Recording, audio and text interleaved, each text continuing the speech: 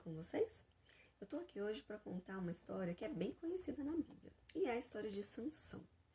A história de Sansão começa lá em Juízes, no capítulo 13, e começa antes do nascimento de Sansão. A Bíblia nos diz que havia um homem da tribo de Dan chamado Manoá. A esposa de Manoá era estéril, ou seja, ela não podia ter filhos. Mas um dia o anjo do Senhor apareceu para ela e disse que ela iria engravidar e iria ter um filho. Disse para ela que ela não deveria beber bebida forte, ou seja, bebida alcoólica, e que ela não deveria comer nada impuro. Além disso, ela não deveria cortar o cabelo da criança que iria nascer, porque aquele menino seria nazireu, ou seja, consagrado a Deus desde o seu nascimento. Ela correu, contou para Manoá, e Manoá, nesse momento, fez uma oração interessante e muito bonita. Ele pediu a Deus que aquele homem que havia falado com a mulher dele voltasse para ensinar a eles o que eles deveriam fazer, como é que eles deveriam criar a criança quando a promessa de Deus se cumprisse. Observem, Manoá não disse se a promessa se cumprir, ele não ficou perguntando, será, meu Deus, que isso é verdade? Será que essa promessa vai se cumprir? Não, ele teve fé. O anjo voltou e deu as instruções para eles. Bom, passado um tempo, a criança nasceu e deram a ela o nome de Sansão. E aí Sansão cresceu e a Bíblia nos diz que o Espírito de Deus agia por meio de Sansão. Bom, Sansão era nazireu e ele era um juiz em Israel. Ele deveria aplicar a lei às pessoas de Israel. Se uma pessoa aplica a lei, ele é um juiz, a gente espera que ele obedeça também aquilo que ele está aplicando aos outros. Mas a gente vai ver que no caso de Sansão, não aconteceu exatamente isso. Bom, a primeira coisa que a Bíblia nos conta é que Sansão foi com seus pais a uma cidade e lá ele viu uma mulher filisteia, ou seja, uma mulher que não era israelita. E ele quis se casar com ela e pediu que seus pais conseguissem o casamento. E o pai de Sansão, Manoá, questionou e falou, meu filho, mas aqui em Israel não tem nenhuma mulher para você se casar. Você tem que ir buscar entre os filisteus uma mulher. Mas Sansão bateu o pé, disse que tinha que ser aquela, porque só aquela lhe agradava. E aí ele foi um dia com seus pais para a cidade dela, para a cidade de Timna, e no caminho um leão veio rugindo para o lado de Sansão. Sansão matou o leão, o Espírito de Deus se apossou de Sansão. Sansão matou o leão com as suas próprias mãos, sem nenhuma arma. E ele não contou nada para os seus pais.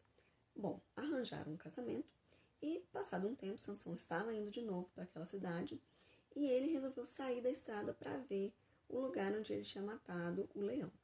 E lá ele viu a carcaça do leão e um enxame de abelhas tinha feito mel no corpo, no cadáver do leão. Sansão não deveria tocar um cadáver, porque ele era consagrado a Deus. Então essa é a segunda desobediência de Sansão. A primeira, quando ele decidiu se casar com uma mulher estrangeira. E lá em Levítico 7,13, a Bíblia já advertia que os israelitas não deveriam se casar com mulheres estrangeiras.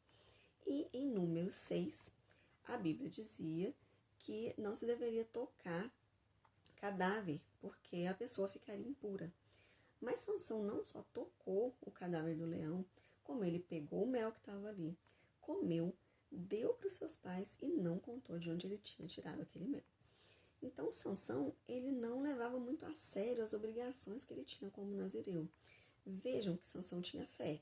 O Espírito de Deus se apossava dele, ele ficava extremamente forte, mas ele não tinha um compromisso com o Senhor, ele não levava muito a sério as obrigações que ele tinha. E ele se meteu em muitas confusões por causa disso. Sansão se casou com aquela mulher, ele propôs um enigma para os convidados dela, isso gerou uma confusão enorme. Sansão ficou com raiva porque ela contou um segredo para os convidados da festa. E Sansão, ao invés de ir morar com ela depois do casamento, voltou para a casa dos seus pais. Então o pai daquela moça deu ela em casamento para outro rapaz. Depois de um tempo, Sansão resolveu ir procurar a esposa.